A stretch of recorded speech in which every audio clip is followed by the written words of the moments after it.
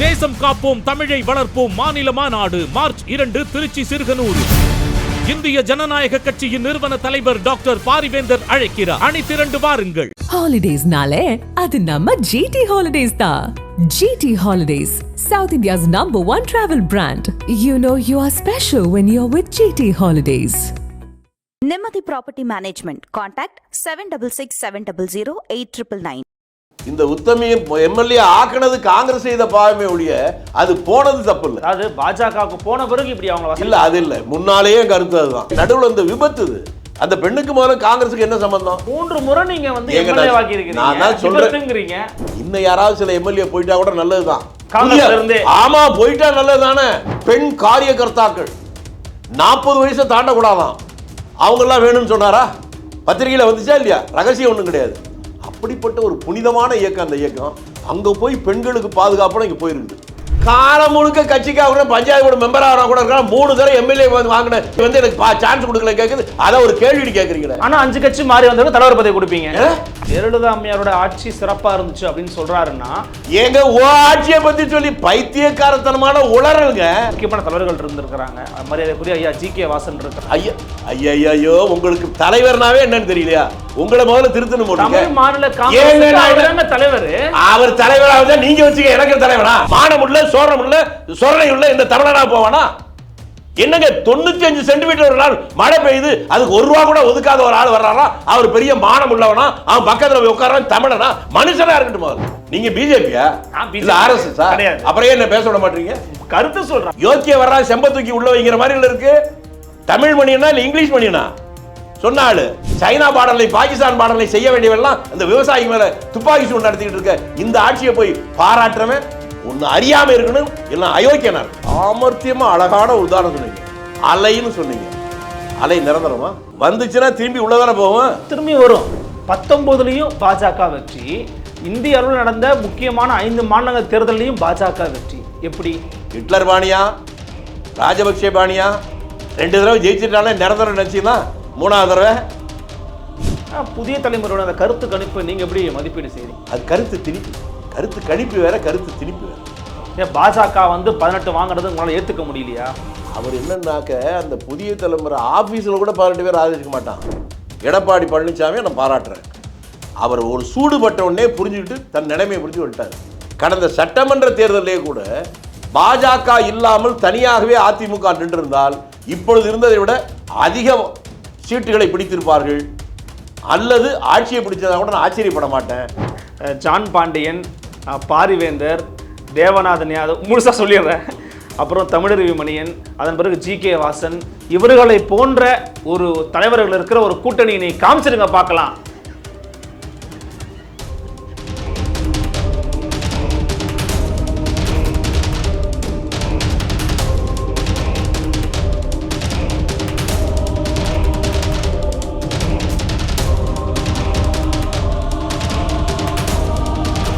Fourth estate Tamil நேயர்களுக்கு வணக்கம். இது உங்கள் ஃபோர்த் எஸ்டேட் தமிழ் ஊடகத்தின் பெரிதனும் பெரிதுகள் நிகழ்ச்சி. நம்ம நடந்திருக்கிறார் மரியாதைக்குரிய மூத்த அரசியல்வாதி திரு திருச்சி வெளிச்சாமி ஐயா அவர்கள். வணக்கம். வணக்கம். எப்படி இருக்கீங்க?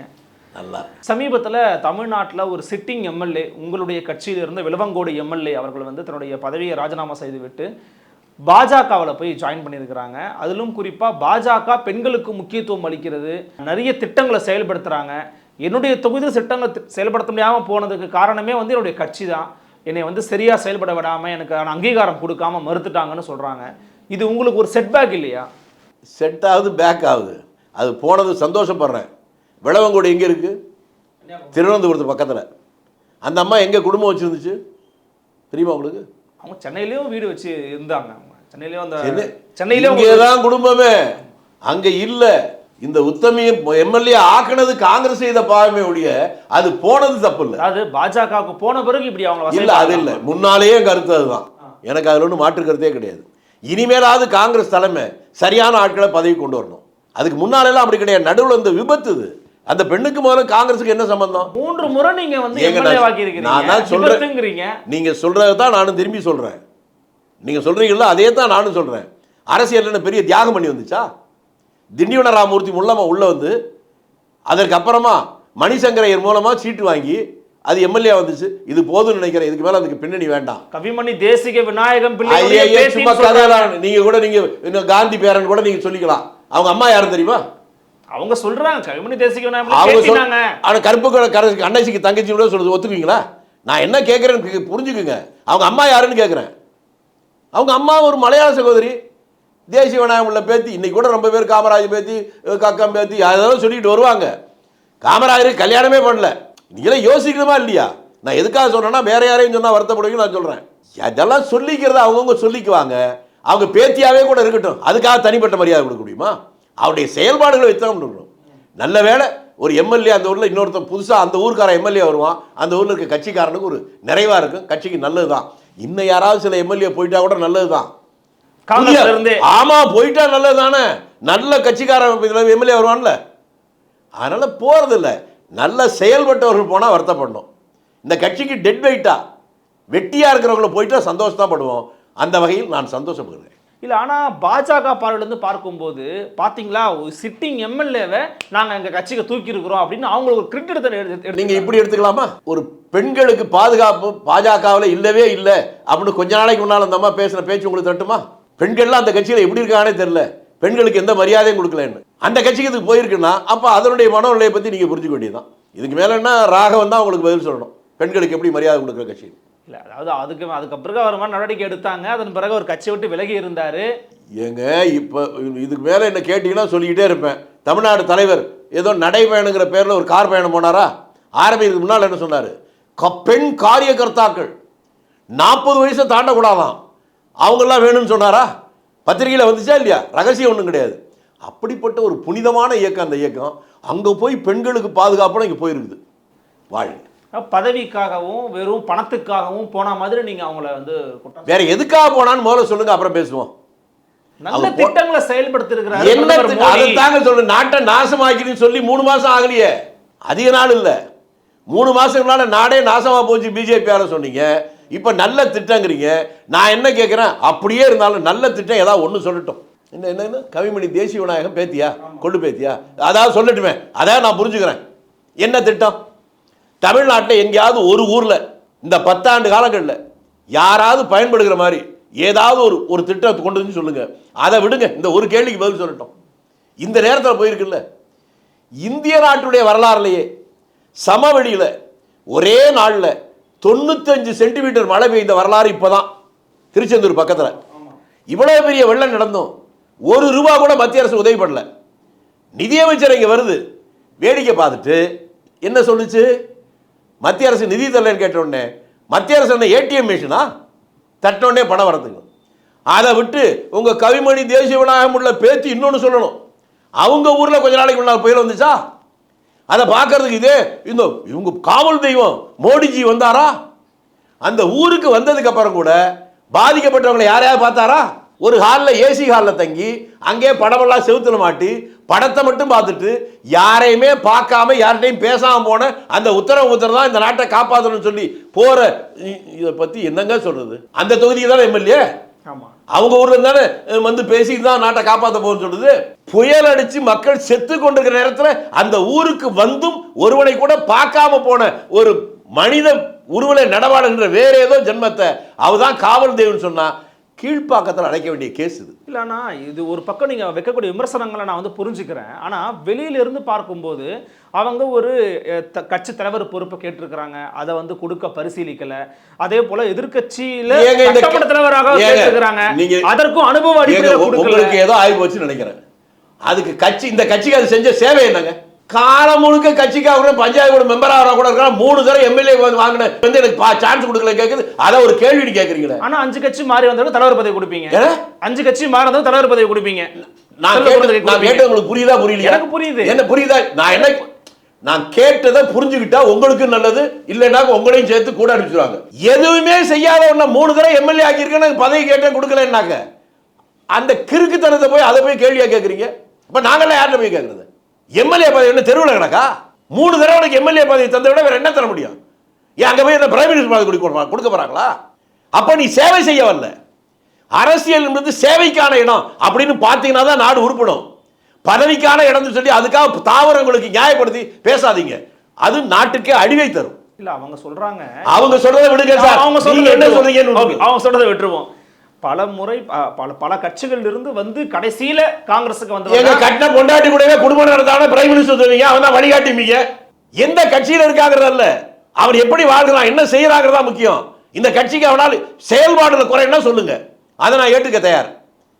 ஒண்ணுமே செயல்பட மாட்டேன், அம்பிக்கல் ஆட்டுகள் கூட ஒரே இடத்துல தான் இருக்கு, அசையாம இருக்கிறதுக்காக அதை தலைவராக எடுத்துக்க முடியுமா? விமர்சனங்கள் இல்லாத ஒரு மனிதன் இருக்க முடியாது. அதை கேட்பதற்கு ஒரு தகுதி வேணும். இந்த பெண்மணிக்கெல்லாம் இதுக்கெல்லாம் இதுக்கு 3 தடவை எம்எல்ஏ பதவி கொடுத்த கட்சி தலைமையகத்துல நாங்க போராடணும்.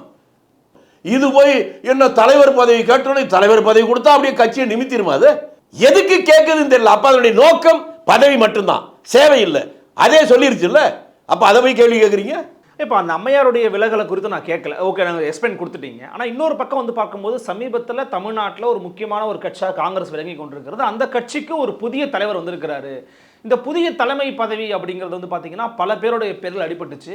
ஆனால் மரியாதைக்குரிய செல்வ பிறந்தகை தேர்வு செய்யப்பட்டிருக்கிறாரு. இந்த செல்வ பிறந்தகை ஐயாவோட தேர்வு அப்படிங்கிறது காங்கிரஸ் கட்சி ஒரு மீட்டுருவாக்கம் செய்யுமா தமிழ்நாட்டில்? உங்கள் பார்வை என்ன? என்னுடைய பார்வை நான் திறந்த மனதோடு சொல்கிறேன். தமிழ்நாட்டில் என்னுடைய சீனியாரிட்டிக்கு இணையாக யாரும் இல்லை. உண்மை. இன்னும் பச்சையாக சொல்ல போனால் சிதம்பரம் அவர்கள் தான் பெரிய டால் லீடர், அவர் கூட எனக்கு ஜூனியர் தான். கட்சியில சீனியரா ஜூனியரா என்பதை விட எந்த நேரத்தில் இதனால் இவன் முடிப்பான் என்றாய்ந்து அதனை அவன் கண் விடல், எந்த நேரத்தில் யாரை தலைவராக நிறுத்தினால் அதனால் கட்சிக்கு லாபம் வரும் என்று பார்த்து தான் தலைமை முடிவெடுப்பாங்க. அந்த வகையில் ஓரளவுக்கு பார்த்தா நிற்பாங்க. உங்கள் வயதுக்கு தெரியாது, எனக்கு தெளிவாக தெரியும். தமிழ்நாட்டின் மூளை முடுக்குகள்லாம் போகிற போது ஒவ்வொரு சின்ன கிராமத்திலும் ஒரு 50 ஆண்டுகளுக்கு முன்னாலாம் போனீங்கன்னா அங்கே இருக்கிற சேரி பகுதியில் எங்கே போனாலும் சரி, ஒன்று கக்கன் காலனியாக இருக்கும், இல்லை காமராஜ் காலனியாக இருக்கும், இல்லைன்னாக்க அந்த மாதிரி பேர் தான் இருக்கும். கக்கனாக இருக்கும், காமராஜராக இருக்கும், இல்லை காந்தியாக இருக்கும். இல்லை அதெல்லாம் நீங்கள் இதெல்லாம் இப்போ இல்லை. Gandhi colony, Kamaraj colony, Kakkan colony, இந்த 3 பேரை தவிர சேரியில் எந்த பேருமே இருக்காது. அந்த அளவுக்கு பட்டியலின மக்கள் முழுமையாக காங்கிரஸ் கட்சிக்கு ஆதரவாக இருந்த காலம். மெல்ல மெல்ல மெல்ல அவர்கள் வெளியே போயிருக்கிறாங்க. இந்த காலகட்டத்தில் இவரை அந்த பதவியின் போட்டதன் மூலம் இந்த கட்சியுடைய உண்மையான பலமாக விளங்கிய அவர்கள் மீண்டும் இந்த கட்சியின் பக்கம் பார்வையை திருப்பி இங்கே வருவதற்கான வாய்ப்பு அதிகம் இருக்கிறது என்றே நான் நம்புவேன். அப்படி ஒரு பார்வையோடு இவரை போற்றிருப்பார்கள் என்று தான் நான் நினைக்கிறேன். அதனால் ஒரு உணர்வுள்ள காங்கிரஸ்காரனாக இதை விமர்சனம் செய்து கட்சியை பலவீனப்படுத்துகிற காரியத்துக்கு துணை போகாமல் இந்த தலைவருக்கு துணையாக இருப்பதன் மூலம் கட்சி பலப்படும். புதிய தலைவரை பயப்படுத்துவதில் நம்முடைய நோக்கம் அல்ல, கட்சியை பலப்படுத்துவதற்கு இது பயன்படும் என்பது என்னுடைய தெளிவான உறுதியான நம்பிக்கை. சமீபத்தில் தமிழ்நாட்டுக்கு நேற்று வருகை புரிந்திருந்தார் மரியாதைக்குரிய பிரதமர் நரேந்திர மோடி அவர்கள். அவர் மேடையில் பேசுகிற போது அதிமுக திமுக 2 பேரையும் தாக்கி பேசுவார்னு எதிர்பார்த்துக்கிட்ட நேரத்தில் திமுக காங்கிரஸை விமர்சனம் பண்ணியிருக்கிறாரு. நீங்கள் 2 பேரும் கூட்டணி வச்சு தமிழ்நாட்டுக்கு ஒன்றுமே பண்ணலை அப்படின்னு பேசினார்.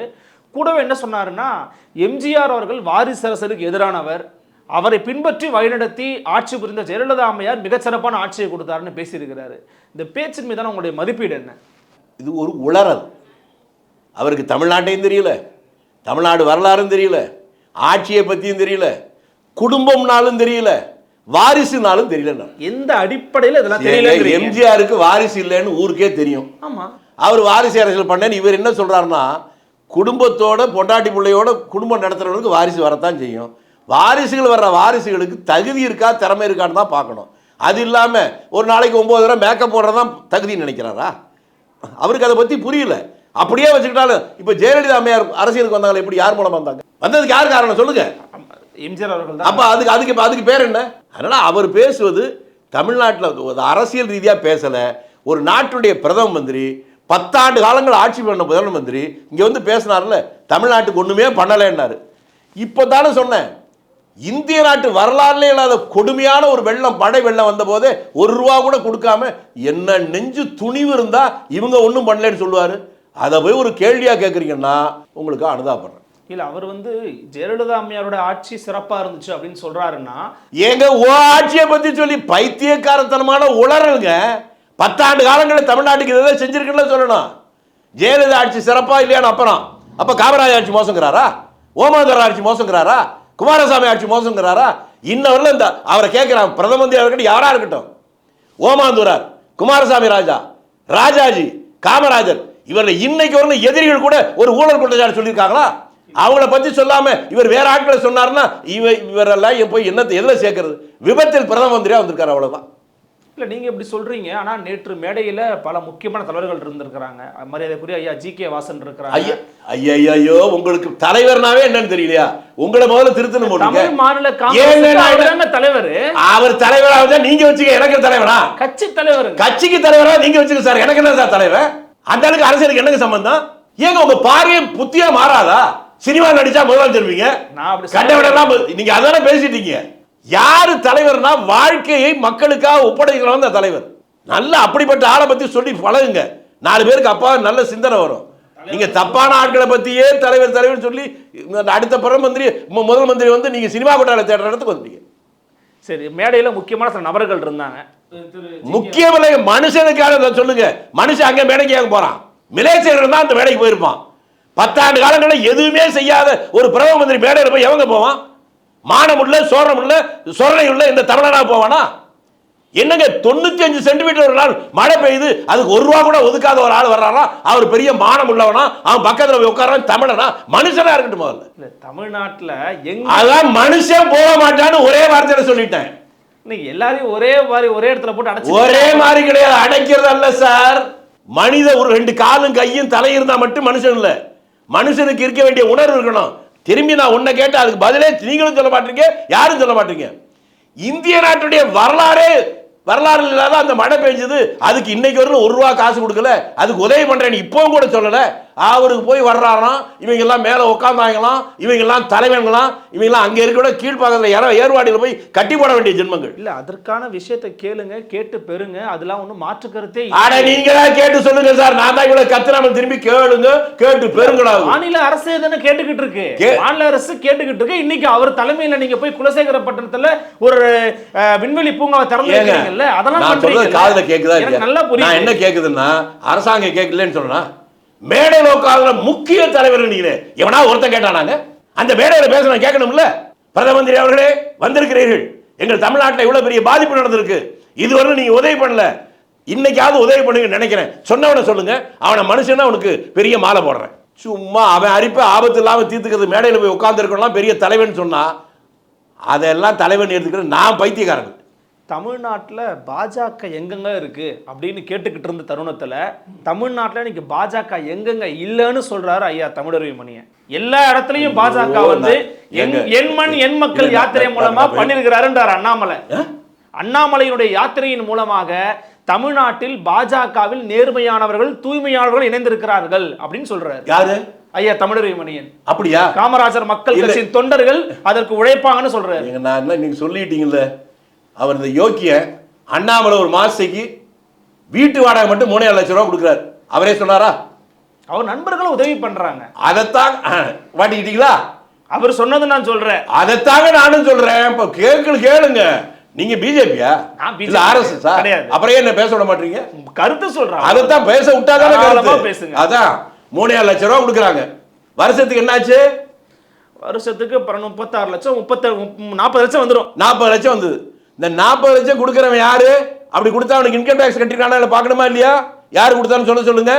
அப்புறம் யோக்கியனை பத்தி பேசுவோம். யோக்கிய வர்றா செம்ப தூக்கி உள்ள வைக்கிற மாதிரி இருக்கு. தமிழ் மணியனா இல்ல இங்கிலீஷ் மணியனா சொன்னாலு முதல்ல யோக்கியம். யாரை யோக்கியம் சொல்லி அவன் வெளிப்படையா சொல்லட்டும். வீட்டு வாடகை எனக்கு வருஷம் 3.5 லட்சம் இல்ல, இவர் மாசத்துக்கு 3.5 லட்சம் ரூபாய் எவனோ ஒருத்தன் கொடுக்கறானா? எவன் கொடுப்பான்? கொடுக்கறவன் யாரு? வெளிப்படையா சொல்லு. தொண்டர்கள் கொடுக்கறாங்க, கட்சி நாட்டுக்காக உழைக்கிறாருன்னு சொல்றாரு. தொண்டர்கள் கட்சியில இருக்கிறவங்க தலைவர் உழைக்கட்டும், இந்தாங்க தலைவரை வச்சுக்கங்க. எந்த தொண்டை கொடுக்க வர்ற தொண்டை நீங்க எல்லாம் ஒருத்தருக்கு 500 கொடுத்துட்டு இருக்கீங்க. யார்கிட்ட ஏமாத்துறீங்க? இத பேசுறவனுக்கு என்ன காசு கொடுத்தேன்னு சொல்லட்டும், என்ன வாங்கினேன்னு சொல்லட்டும். யோக்கிய இவங்க அந்த மேடைக்கு போவான். நான் தான் கேட்கிறேன் உங்ககிட்ட, இவ்வளவு மோசமான சூழ்நிலை ₹1 கூட ஒதுக்கி தராத இந்த பிரதம மந்திரி மேடை நின்று இவர் தான் உத்தமன் பேசினா அவன் மனுஷன் ஆகலாம். இது தவிர சொல்ல வழி இல்லை. வயிற்றுச்சலோட நாட்டில் இருக்கான், அவன் செத்துக்கிட்டு இருக்கான், அடுத்த வேளை சாப்பாட்டுக்கு வழி இல்லாம. உங்களுக்கு ஒன்று தெரியுமா? 1 மாசத்துக்கு முன்னால எம்எல்ஏ ஹாஸ்டல் டீ குடிச்சுக்கிட்டு இருக்கேன். ஒரு இளைஞர் வந்து வணக்கம்ண்ணா அப்படி இப்படின்னு சொல்லிட்டு, எந்த ஊருப்பா நீ? நான் ஒரத்தநாடு பக்கத்துலங்க. இங்கே என்ன தம்பி வந்திருக்கியா? எதாவது இல்லை, இங்கே வேலை பார்க்குறேங்க. என்ன வேலை பார்க்குறேன்? சிரிச்சான். இல்லைப்பா என்ன படிச்சிருக்க? தயங்கிக்கூடிய எம்இன்னு சொல்கிறான், என்ஜினியர். என்ன வேலைன்னு கண்களில் கண்ணீர் வந்துச்சு. சுமோ இருக்குல்ல, வீடு வீடுக்கு இட்லி தோசை வாங்கி கொடுக்குற அந்த வேலை பார்க்குற. என்னப்பா சொல்ற, வீட்டில் என்ன படிக்க வைக்கிறதுக்காக இருந்த கொஞ்சம் நஞ்சு சொத்தை வித்துட்டாங்க, வேலைக்கு தேடி ஒன்றும் கிடைக்கல, எனக்கு 32-33 வயசு ஆகுது, கல்யாணம் பண்ணாலும் வேலை இல்லைங்கிறதுக்காக யாரும் பொண்ணு கொடுக்க தயாரா இல்லை, ஊரில் கூலி வேலை பண்ணுறது கூட நான் தயார், அந்த அவமானம் தாங்க முடியாமல் இங்கே வந்து ஏதோ நான் மெட்ராஸில் வேலை பார்க்குறேன்னு ஊரில் சொல்லிட்டு இருக்கேன். ஒரு உதாரணத்துக்கு தான் சொன்னேன். இப்படி லட்சக்கணக்கான பேர் செத்துக்கிட்டு இருக்கான். அவன் வாழ்க்கையில் வசந்து இதற்கு ஒரு சின்ன திட்டம் தீராத, எதையும் செய்யாத இந்த மாதிரி ஆட்களை எல்லாம் வாழ்த்தி பேசுகிற இவங்களை என்ன பண்ணுறது? ஆண்டுக்கு 2 கோடி பேருக்கு வேலை கொடுக்க சொன்னீங்க. 10 வருஷத்துல மொத்தத்தில் 2 கோடி பேருக்கு வேலை கொடுத்துருக்கீங்களா? எம்இ படிச்சுட்டு வேலை தெருவில் இருக்கான், சுமோட்டோவில் போய் இட்லி தோசை வித்துக்கிட்டு இருக்கான். இதுதான் இன்னைக்கு இருக்க நிலைமை. உலக வரலாறுல எங்க ஒரு வருஷத்துக்கு மேல லட்சக்கணக்கான விவசாயிகள் போராடி எங்கேயாவது உண்டா? திரும்பி போராடிட்டு இருக்கான். சைனா பார்டர்லையும் பாகிஸ்தான் பார்டர்லையும் செய்ய வேண்டியவெல்லாம் அந்த விவசாயி மேல துப்பாக்கி சூடு நடத்திட்டு இருக்க இந்த ஆட்சியை போய் பாராட்டுறவன் ஒன்னு அறியாம இருக்கணும், எல்லாம் அயோக்கியனா இருக்கணும். நீங்க இப்படி சொல்றது வந்து அவங்க மேலதான் விமர்சனத்தை நீங்க முன்வைக்கிறீங்க, அதை புரிஞ்சுக்கிறேன். ஆனா நான் விமர்சனம் அல்ல, நான் சொன்னது உண்மையா பொய்யா நேரா சொன்னா நம்ம பேசலாம், இல்லைன்னா பேசி பயன் இல்லை. விவசாயிகள் போராட்டம் உண்மையா இல்லையா? 2 பேர் துப்பாக்கி செத்துருக்கான் உண்மையா இல்லையா? 3 பேர் கண்ணு போச்சு உண்மையா இல்லையா? 300 பேருக்கு மேல மருத்துவமனையில் சிகிச்சை பெறான் உண்மையா இல்லையா?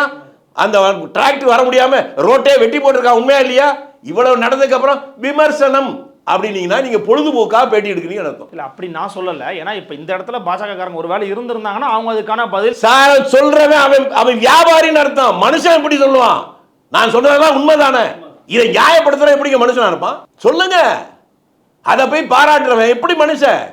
ஒன்று நீயே போய் கீழ்ப்பாக்கத்தில் சேர்ந்துக்க, இல்லைன்னா கொஞ்ச நாள் கையை காலை கட்டி கொண்டு போயிடுவாங்க. தேசிய அளவில் பாஜகவுடைய இந்த கூட்டணி அல்லது பாஜகவினுடைய 2024ஆம் ஆண்டு மோடியினுடைய அலை தான் வந்து தமிழ்நாட்டில் கூட வீச போகிறது அப்படின்னு தமிழ்நாட்டில் இருக்கக்கூடிய ஊடகங்கள் கூட 18% மேலே வாக்கு வங்கி வாங்க போகிறாங்க அப்படின்னு பிரசாந்த் கிஷோர் சொன்னதை அப்படியே இங்கே வந்து பேசுகிறத பார்க்க முடிகிறது. இந்தியா கூட்டணி இந்த அலையை எதிர்த்து இந்திய அளவில் தமிழ்நாட்டில் ஜெயிச்சிருவோம்னு நினைக்கிறீங்களா? சரி, இப்போ தான் உங்களுக்கு நான் நன்றி சொல்லணும். ரொம்ப சாமர்த்தியமாக அழகான ஒரு உதாரணம் சொன்னீங்க. அலைன்னு சொன்னீங்க. அலை நிரந்தரமா? வந்துச்சுன்னா திரும்பி உள்ளதானே போவோம், திரும்பி வரும். அது அப்புறம் வரும் போகும். அதான் இப்போ நிரந்தரம் இல்லை அப்படிங்கிற ரொம்ப நாசுக்காக சொல்லியிருக்கீங்க. உங்களை பாராட்டணும். 24 நான் என்ன சொல்கிறேன், 10 ஆண்டு காலங்கள் நடந்த ஆட்சியில் இன்னென்ன சாதனைகளை செய்தோன்னு ஓட்டு கேட்கறதான ஒரு ஆளுங்கட்சிக்கு மரியாதை. அதை விட்டு இது அலை பெரிய புயல் இதெல்லாம் சொல்லலான்னா நான் முதல்ல சொன்னதை திரும்பி சொல்ல வேண்டியது. ஒன்று சொல்லவனுக்கு அறியாமல் இருக்கணும், இல்லைன்னா ஆணவத்தோடு சொல்கிறான்னு இருக்கும். ஒரே ஒரு கேள்வி, 14ல் பாஜக வெற்றி, 19லையும் பாஜக வெற்றி, இந்திய அளவில் நடந்த முக்கியமான 5 மாநில தேர்தலையும் பாஜக வெற்றி. எப்படி? அப்போ அதுக்கு எப்படி நடந்துச்சு? அதுக்கு விளக்கம் சொல்லுங்க. நீங்க அப்போ வரலாறு படிச்சிருக்கீங்களா? படிச்சிருக்கேன். உலக வரலாறு தெரியுமா? ஓரளவு, உங்க அளவுக்குனால ஓரளவு தெரியும். இல்லைங்க, உங்களுக்கு அதிகம் தெரியும்னு தான் நான் கேட்டுக்கிட்டு இருக்கேன். சொல்லுங்க. உலகத்திலேயே மோசமான சர்வாதிகாரின் முதலாக சொல்லப்பட்டவன் யார்? ஹிட்லர். இப்பதான் ஒரு இடத்துக்கு வந்திருக்கீங்க. அவன் தானா வரலன்னு தெரியுமா? மக்கள்கிட்ட ஓட்டு வாங்கி தான் ஜெயிச்சான். முதல் முறை எலெக்ஷன் தான் ஜெயிச்சான். 2வது முறை சொன்னான், அதை விட அதிக ஓட்டுல ஜெயிச்சான். 3வது முறை என்னாச்சு சொல்லுங்க? கொல்லப்பட்டார். பக்கத்து ஊர்ல ராஜபக்சே எலெக்ஷன் ஜெயிச்சான். 2வது எலெக்ஷன் அதோட பெரிய வெற்றி வந்துச்சு. இப்போ என்னாச்சு? எங்க இருக்கான்னு அவனுக்கே தெரியல. யார் ஓட்டு போட்டாங்களோ அவனே அடிச்சு உதைச்சான். ஹிட்லர் பாணியா, ராஜபக்சே பாணியா? 2 தடவை ஜெயிச்சிட்டானே நிரந்தரம் நினைச்சீங்கன்னா 3வது தடவை இல்ல. அந்த மாதிரியான ஒரு கொடுங்கோன்மையான சூழல் இந்திய அளவில் எங்க விவசாயத்துக்காக போராடுற மேல துப்பாக்கி சூடு நடத்துறவன் போய் கொடுங்கோன்மை இல்லைன்னு சொன்னீங்கன்னா பாஜக கேட்கறாங்கன்னு சொல்ல வர. பாஜக கேட்கற நீங்க என்ன சொல்றீங்கன்னு சொல்லுங்க. பாஜகவில் மனுஷனா இருக்கிறவன் கேட்க மாட்டான், வேற ஆள் தான் கேட்பான். இல்லைன்னா கேடி ராகவன் தான் கேட்கணும். கேடி ராகவன் உங்களுக்கு தெரியுங்கிறதுக்காக சொன்னாங்க. புரியுது. ஆனா இப்போ இந்திய அளவில் இந்தியா கூட்டணி எப்படி வலிமையா இருக்குன்னு நினைக்கிறீங்க? நீங்க ஒண்ணு என்ன பண்றீங்க நினைக்கிறீங்கன்னா, இப்ப நடக்கிறது கட்சிக்கான தேர்தல் அல்ல. இந்த நாட்டுக்கு ஜனநாயகம் நீடிக்கணுமா வேணாமாங்கிற தேர்தல். நான் ஒரு மேடையில் பகிரங்கமா சொன்னேன், தமிழ்நாட்டை பொறுத்தவரை திமுக அதிமுக 2 பேரும் சண்டை கட்சிகள் தான், சண்டை கோடிகள் தான். நீங்க 2 பேரும் ஒன்னா போங்க அப்படின்னு சொல்றதுக்கு நான் ஒன்று ஒரிசாவில் வந்து அந்த பட்நாயக் அல்ல. நீங்க சண்டை போடுங்க, நாளைக்கும் தொடருங்க. ஆனால் நீங்கள் சண்டை போடுறதுக்கு கட்சி இருக்கணும். கட்சி இருக்கணும்னா ஜனநாயகம் இருக்கணும். சரியா? இந்த தேர்தலில் மீண்டும் பிஜேபி ஆட்சிக்கு வந்தால் இதுதான் நம்ம சந்திக்கிற கடைசி தேர்தலாக இருக்கும். அப்புறம் தேர்தலில் ஜனநாயகம் இல்லைன்னா கட்சி இருக்காது. கட்சி இல்லைன்னா நீங்கள் எப்படி சண்டை போடுவீங்க? அதனால் சண்டை போடுறதுக்காக வேண்டியாவது, அந்த உரிமைக்காக வேண்டியாவது 2 பேரும் ஒன்றா சேர்ந்து பிஜேபி எதுங்கன்னு சொன்னேன். மூளை இருக்கிறவங்க புரிஞ்சுக்குங்க, இல்லைன்னா எக்கேட கட்டுப்போம். சரியா, அந்த இடத்துக்கு நான் அடுத்த கேள்வி அதை வச்சிருந்தேன், நீங்கள் வந்துட்டீங்க. இன்னைக்கு தமிழ்நாட்டில் எடப்பாடி பழனிசாமி தலைமையிலான அதிமுக பாஜகவை விட்டு விலகி இருக்கிறாங்க. இந்த போக்கை நீங்கள் ஒரு ஆரோக்கியமான அரசியல் சூழலாக பார்க்குறீங்களா? அதாவது நல்ல மாட்டுக்கு ஒரு சூடும்பாங்க, பல சூடுபட்டாலும் திருந்தலாம், அதுக்கு போய் மாடை விட கேவலம். எடப்பாடி பழனிசாமியை நான் பாராட்டுறேன். அவர் ஒரு சூடுபட்ட உடனே புரிஞ்சுக்கிட்டு தன் நிலைமையை புரிஞ்சு விட்டார். நான் வெளிப்படையாக சொல்கிறேன், நான் யார் வருத்தப்பட்டாலும் பரவாயில்ல, கடந்த சட்டமன்ற தேர்தலிலே கூட பாஜக இல்லாமல் தனியாகவே அதிமுக நின்றிருந்தால் இப்பொழுது இருந்ததை விட அதிக சீட்டுகளை பிடித்திருப்பார்கள், அல்லது ஆட்சியை பிடிச்சதாக கூட நான் ஆச்சரியப்பட மாட்டேன். இது சில பேர் வருத்தப்படுவாங்க, வருத்தப்பட்டாலும் என்னுடைய கருத்தை நான் வெளிப்படையாக சொல்கிறேன். அந்த உண்மையை எடப்பாடியும் கூட இருக்க நண்பர்களும் புரிஞ்சுக்கிட்டதுனால, ஆகா அவன் கூட சேர்ந்ததுனால தான் நமக்கு இந்த கதி, இன்றைக்கு இல்லை எந்த காலத்திலையும் சேரக்கூடாதுன்னு ஒரு முடிவுக்கு வந்திருக்காங்க. ஆக அவங்க புரிஞ்சுக்கிட்டாங்கன்னு. இல்லை, அந்த விலகல் அப்படிங்கிறது காங்கிரஸுக்கான ஒரு இன்னொரு கதவுகள் கூட திறந்துருக்குதுப்பா அப்படின்னு சில அரசியல் நோக்கர்கள் பேசுகிறாங்க. அந்த அரசியல் நோக்கர்கள பேரில் யாரோ வீட்டில் உட்காந்து எழுதுறதுக்கெல்லாம் நான் பதில் சொல்லலை. நான் முதலே சொல்லிட்டேன், இந்த தேர்தல் கட்சிக்கான தேர்தல் அல்ல, ஜனநாயகத்துக்கான தேர்தல். இல்ல, அப்ப என்னன்னா அவங்களும் பாஜக எதிர்க்கிறாங்க, அதைத்தாங்க சொல்றேன், அதைத்தாங்க நான் சொல்றேன், நான் திரும்பி திரும்பி சொல்றேன். நீங்க அந்த கேள்வி விவரமா கேட்டா இல்ல, ஒன்னாவே இருங்க, ஒன்னாதான் இருங்க. ஒன்னு அப்புறம் எதுக்கு தனி கட்சி? தனி கட்சி வேணாம்ல. அவர்களுக்கு சில கொள்கைகள் இருக்கலாம். நீங்க ஒரு வீட்டில் இருப்பீங்க, நான் ஒரு வீட்டில் இருப்பேன், உங்களுக்கு எனக்கு சண்டையாக கூட இருக்கலாம். பக்கத்து வீட்டில் தீ பிடிச்சி போனா 2 பேரும் சேர்ந்து அணைக்கிறோம்ல, அந்த இடத்துல இருக்கு இன்னைக்கு நாடு. அதை விட்டு மற்ற பேசி என்ன பிரயோஜனம்? போராடி லட்சக்கணக்கான பேர் உயிர் விட்டு தியாகம் பண்ணி வாங்கின சுதந்திரத்துக்கு ஒரு பெரிய சோதனை வந்திருக்கிற இந்த நேரத்தில் அந்த சுதந்திரத்தை காப்பாற்ற வேண்டிய கடமை சோறு திங்கிற உணர்வுள்ள ஒவ்வொருத்தனுக்கு இருக்கு. நீ கட்சி எந்த கட்சியா வேணாலும் அவனை காலி பண்ணும். அதான் இன்னைக்கு இருக்கிற நிலைமை. நம்முடைய இலக்கு ஒன்றுதான், பார்வை ஒன்றுதான், அவனை வீழ்த்துவது ஒன்றுதான். அதற்கு பின்னால் தான் ஜனநாயகம் இருக்கும். அப்புறம் உன்னுடைய விருப்பம் போல. புதிய தலைமுறையோட அந்த கருத்து கணிப்பு நீங்க எப்படி மதிப்பீடு செய்றீங்க? அது கருத்து திணிப்புங்க. கருத்து கணிப்பு வேற, கருத்து திணிப்பு வேற. பாஜக 18 வாங்குறது உங்களால ஏத்துக்க முடியலையா? அவர் என்னன்னாக்க அந்த புதிய தலைமுறை ஆபீஸ்ல கூட 18 பேர் ஆதரிக்க மாட்டான். இந்த முதலாளி அவங்க வீட்டில் இருக்கிறதுல 18% சொல்லியிருப்பாருன்னு நினைக்கிறேன். அது உங்களுக்கு விவரம் தெரியாது. தமிழ்நாடு முழுக்க அவங்க கருத்து கணிப்பு எடுத்துருக்கிறதா? ஐயா சொல்றத எங்க ஐயோ நான் கூட வானத்திலிருந்து குதிச்சு நம்புவீங்களா? உங்களை பார்த்தா அப்பாவியா இருக்கு. அவங்க சொல்றத அதைத்தாங்க நான் சொல்றேன். எவன் சொல்றதெல்லாம் அப்படியே நம்புறது நம்ம வேலை இல்லை. எதை நம்பலாம் நம்பக்கூடாதுன்னு இப்படி தான் அந்த காலத்தில் மலைமுழுகி மகாதேவன் கதை கேட்டிருக்கீங்களா? இந்த மலையை நான் தலையில் தூக்கி வச்சு நடப்பேன்னு சொன்னான். அட்டேங்க அப்பா இவ்வளோ பெரிய மலை தூக்க போகிறானா, சரி வாங்க தூக்குங்கன்னு. அதுக்கு 1 மாதம் நல்லா சாப்பிட்டு எக்ஸசைஸ் பண்ணணும். 1 மாதம் ஊரே ஜனங்கள்லாம் அவனுக்கு போட்டு சாப்பாடு போட்டு எல்லாம் பண்ண உடனே கடைசியில் தண்டாடு இருக்க பஸ்கி எடுக்க இது எடுக்க போகணும். அந்த சுற்றுவட்டார ஜனங்களே கூடி நிற்கும் போது சரி இப்போ தூக்கலாம் அவனு தூக்குங்க, எல்லாரும் தூக்கி என் தலையில் வைங்க. அது மாதிரி அந்த மலமுழுங்கி மகாதேவனெல்லாம் தாண்ட ஆட்கள் தான் இப்படிப்பட்ட கருத்து கணிப்பு. தமிழ்நாட்டில் கூட இந்த கேள்வி கேட்டுறேன். எங்க தமிழ்நாடு என்னங்க மானத்திலையா இருக்குங்க? நமக்கு நீங்களும் நடந்தாங்க தமிழ்நாடு. உங்களுக்கு முன்னால யாராவது நான் கேட்கறேங்க, உங்க பக்கத்து வீட்டில் யாராவது பிஜேபி இருக்கானா? ஏத்த வீட்டில் இருக்கானா? பின்னால வீட்டில் இருக்கானா? உங்க சொந்த பந்தத்தை யாரும் இருக்காங்களா? கண்ணு கெட்ட தூரம் ஒரு பிஜேபி இல்லையே, அவன் எப்படி 18% வருவான்? அப்படி சொல்ற பைத்தியக்காரனை போய் அவன் கேட்க சொல்றான்னு அதை போய் கருத்து கணிப்புன்னு சொல்லல, அது கருத்து திணிப்பு. ஒரே ஒரு கேள்வி மட்டும் கேட்டுடுறேன், முழுமையாக நான் கேட்க மட்டும் அலோவ் பண்ணுறேங்க. ஜான் பாண்டியன், பாரிவேந்தர், தேவநாதன் யாதவ், முழுசாக சொல்லிடுறேன், அப்புறம் தமிழருவி மணியன், அதன் பிறகு ஜி.கே. வாசன், இவர்களை போன்ற ஒரு தலைவர்கள் இருக்கிற ஒரு கூட்டணியை காமிச்சிருங்க பார்க்கலாம்.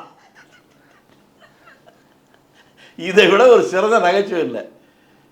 நீங்க சொன்னவங்க யாருக்காவது ஒரு எம்எல்ஏ ஜெயிக்கிற இடத்துல இருக்காங்களா? இவங்கெல்லாம் சேர்ந்து இதை விட சிறந்த தலைவர்னா நீங்க சொல்ற அவ்வளவு பேரையும் உங்களை விட எனக்கு பல மடங்கு தெரியும். இன்னைக்கு அவனை யாரெல்லாம் குறுக்கோழியில பணம் சம்பாதிச்சானோ அவன்லாம் தன்னுடைய பணத்தை காப்பாற்றிக்கிறதுக்காக பிஜேபி ஆதரிக்க வேண்டிய நிர்பந்தத்தில் இருக்கிறத நீங்க அரசியல் கட்சி தலைவர் நினைச்சுக்கிட்டா ஐயோ பாவம். கூட்டணி வகுக்கிறதுல அண்ணாமலை தோத்துட்டாருங்கிறீங்களா தமிழ்நாட்டுக்குள்ள? அண்ணாமலை யார்? ஐயோ மன்னிக்கணுங்க, வேற ஏதாவது கேட்பேங்க. நான் அரசியல்வாதிகளை பற்றி பேசுகிறேன், தலைவர்களை பற்றி பேசுகிறேன். நீங்கள் ஏதோ விபத்தில் அவனா நான் மன்னன் தான் சொல்ல பைத்தியக்காரன் கூட சொல்லிட்டு இருப்பான். அதெல்லாம் நான் ஏற்றுக்க தயாராக இல்லை. அண்ணாமலைக்கும் அரசியலுக்கு என்னங்க சம்பந்தம்? 2 வருஷம் ஆகல அரசியலுக்கு வந்து. அவர் தான் தமிழ்நாட்டை காப்பாற்ற போகிறாருன்னா உங்களை நான் என்ன பண்றது? காலம் வாழ்நாள் முழுக்க நாட்டுக்காக உழைக்கிறவனை யாராவது சொல்லுங்க, அவங்கள நம்ம எல்லாரும் சேர்ந்து பாராட்டுவோம். எந்த கட்சியாக இருக்கலாம், எல்லா கட்சியும் இருப்பான். இப்ப கம்யூனிஸ்ட் கட்சியில தான் ஜீவானந்தர் இருந்தாரு, அவரை ஏதாவது குறை சொல்ல முடியுமா? ஏன் திமுகவிலே ஒரு சாதிக் பாட்ஷா இருந்தா தெரியுமா? இது மாதிரி ஒவ்வொரு கட்சியிலும் இருக்கிற நல்லவர்களை பத்தி சொல்லுங்க. அதே பிஜேபி கூட நல்லவர்களே இல்லைன்னு சொல்ல மாட்டேன், அதுல இருக்கிறவங்க யாருன்னு எனக்கு தெரியும். அப்படிப்பட்டவங்களை சொல்லுங்க. காது இருந்தது, மூக்க இருந்தது, இஎம்பி தாலைக்கு பேச்சம்பளத்துக்கு விற்க போறது, அந்த மாதிரி சமாச்சாரங்கள்லாம் எவன் காலில் விழுந்தோ எப்படியோ தலைவன் பதவிக்கு வந்துடுவான். அவனையெல்லாம் தலைவன் கேட்கறதுக்கு நான் அவன் இல்லை. இந்திய அளவில் சமூகத்தில் ஒரு பேசுபொருளான ஒரு விஷயம், தமிழ்நாட்டில் ஆளுங்கட்சியாக இருக்கக்கூடிய திமுகவில் ஒரு அயலக அணியில் ஒரு பொறுப்பில் இருந்தவர் 2 ஆண்டுகள் 3 ஆண்டுகளாக வெளிநாடுகளுக்கு போதைப் பொருளை கடத்திருக்கிறாரு, 2000 கோடி மதிப்புள்ள போதைப் பொருள் அப்படின்னு கண்டுபிடிச்சு அவர் தேடுதல் வேட்டையில் இருந்துருக்கிறாங்க. தேசிய போதைப் பொருள் தடுப்பு நிறுவனத்தை பார்க்க முடிகிறது. இது தமிழ்நாட்டுக்கு ஒரு நெருக்கடியான ஒரு சூழல்னு பார்க்குறீங்களா? போதைப் பொருள்கள் இதை நீங்கள் எப்படி பார்க்கணும்னு கேட்டால், ஒரு கட்சிங்கிறது குடும்பத்துக்குள்ளே நல்லவனும் இருப்பான், கெட்டவனும் இருப்பான். ஒரு தவறு செய்து விட்டான்னு தெரிஞ்ச உடனே கட்சியை விட்டு நீக்கிட்டாங்களே திமுக, நிரந்தரமாக நீக்கிட்டாங்க. இப்போ நான் உங்களுக்கு திரும்பி கேட்குறேன், இந்தியாவில் இருக்கக்கூடிய எல்லா இடத்துலையும் போதைப் பொருள்கள், குஜராத்தில் இருக்க காண்ட்லா துறைமுகம் வழியாக தான் வருது. மெட்ராஸில் பிடிச்சவங்க கூட அங்கே இருந்தால் கொண்டு வந்தாங்க, கண்டுபிடிச்சிட்டீங்கல்ல. அந்த துறைமுகம் இப்போ யார் கண்ட்ரோலில் இருக்கு? அதானி கண்ட்ரோலில் இருக்கு. அதானி கண்ட்ரோலில். மத்திய அரசு இது என்ன பண்ணிட்டு இருக்கு? சலூன் வச்சிருக்காங்களா? அதை பிடிச்சி இது எத்தனை பேர் பிடிச்சிருக்காங்க? யார் மேலே நடவடிக்கை எடுத்திருக்காங்க சொல்லுங்க. எந்த கட்சியா இருந்தான்னா யாரா இருந்தாங்க, தவறுன்னு தெரிஞ்ச உடனே, அவன் குற்றவாளின்னு தெரிஞ்ச உடனே நிரந்தரமா கட்சியை விட்டு நீக்கிருக்காங்கல்ல. அதை போல அவர்களும் செஞ்சுட்டு அதுக்கப்புறம் இதை பத்தி கேட்டோம். காங்கிரஸ் அப்படி ஒருத்தர் தானே சொல்லுங்க, நாங்க நீக்கல இல்லைன்னு பாருங்க. அது அந்த கட்சியில நான் வெளிப்படையா பச்சையா சொல்றேன், காண்ட்லா துறைமுகத்தில் தான் போன ஒரு 6 மாசத்துக்கு முன்னால கூட மெட்ராஸில் பிடிச்சோன்னு எங்க இருந்தா அங்கேருந்து தான் வந்து சொல்லிட்டாங்கல்ல. இப்போ அங்கேருந்து எப்படி வந்துச்சு? இந்நேரம் விசாரிச்சு மத்திய அரசு ஆளை பிடிச்சிருக்கணுமா இல்லையா? ஏன் பிடிக்கல? அதெல்லாம் பிடிச்சிட்டு அதுக்கப்புறம் இந்த புனிதர்கள் இதை பத்தி கேட்கட்டும். ஏன்னா இதுல ஒரு பைபிள்ல ஒரு இது உண்டு, ஏ மாயக்காரா, உன்னுடைய கண்ணில் இருக்கிற உத்திரத்தை எடுத்து போட்டு விட்டு உன் நண்பன் கண்ணில் இருக்கிற தூசியை எடுத்து போட முயற்சிக்கணும். இந்தியா முழுக்க போதைப் பொருள் சப்ளை பண்ற இடத்த உன் கண்ட்ரோல்ல வச்சுக்கிட்டு இந்த ஒன்றை மட்டும் சொல்றீங்கன்னா இவங்க நடவடிக்கை எடுத்துட்டாங்க, நீ ஏன் எடுக்கல அதை சொல்லுங்க. இல்ல, தமிழ்நாட்டில் மது, போதை, கஞ்சா புழக்கம் அப்படிங்கிறது அதிகமாக இருக்கிறதுன்னு ஒரு டேட்டா சொல்றாங்க. அப்ப இது இங்க இருக்கக்கூடிய ஒரு நிர்வாக சீர்கேடுன்னு சொன்னா நீங்க உடனே இப்ப இந்தியாவில் போய் திருத்திட்டு வாப்பா நீனு அப்புறமா இங்க வந்து பேசுன்னு சொல்லுவீங்களா? நீங்க இந்தியாவுக்குள்ள தமிழ்நாடு இருக்கு. ஆமா, நீங்க தமிழ்நாட்டை பத்தி பேசினா எங்க போய் திருத்து, அப்புறம் அவனை இந்தியாவை பத்தி பேசணும், அதெல்லாம் பேசாத தமிழ்நாட்டை பத்தி பேசணும். அதுக்கு என்ன அர்த்தம்? உத்தரப்பிரதேசல போதை பொருள் விற்கிறா இல்லையா? இல்ல சொல்லுங்க, சொல்லுங்க சார், விற்குது இல்ல. நான் என்ன சொல்றேன், இது தவறு நடக்கிற போது தெரிந்தவுடன் அவனை கட்சியை விட்டு நீக்கி இருக்காங்கல்ல, நீ நீக்கிறியான்னு கேட்கிறேன். அதுக்கு பதிலே காணுமே. நான் என் முன்னாடி கூட 45 வருஷமா ஒழுங்கா குடும்பம் நடத்துறேன், நீ நடத்துறியான்னு உங்ககிட்ட கேட்டா அதுக்கு நீங்க பதில் நேரடியா சொல்லணும். அதை விட்டு வேற ஏதாவது பேசுனீங்கன்னா அப்ப கேள்விக்கு பதில் இல்லை. ஆனா வட மாநிலங்களில் பல இடத்துல தெருவில் எல்லாம் விற்குது. கொஞ்ச நாளைக்கு முன்னாடி கஞ்சா கடையினே போட்டு விற்கிற படத்தெல்லாம் வந்துருச்சு. இதை விட அதிகமா இருக்கிறத விட்டு இங்க இருக்கிறதா நீங்க சொன்னீங்கன்னா கமலாலயத்திலிருந்து வரீங்களா? இல்ல. அப்படி இல்லைன்னா இந்தியாவில் தமிழ்நாட்டோட மற்ற மாநிலங்கள் தான் அதிகம் கஞ்சா விற்கிது, போதைப் பொருள் விற்கிது என்பதை நீங்கள் புரிந்து கொள்ள வேண்டும். இதுதான் என்னுடைய வேண்டுகோள். நிச்சயமா பல விதமான கருத்துக்கு ரொம்ப வெளிப்படையா ஆழமா உங்களுடைய பதில்களை கொடுத்தீங்க. மிக்க நன்றி. நன்றி, வணக்கம். நன்றி. உங்களே மீண்டும் ஒரு சிறப்பு நேர்காணல் சந்திக்கலாம். நன்றி, வணக்கம்.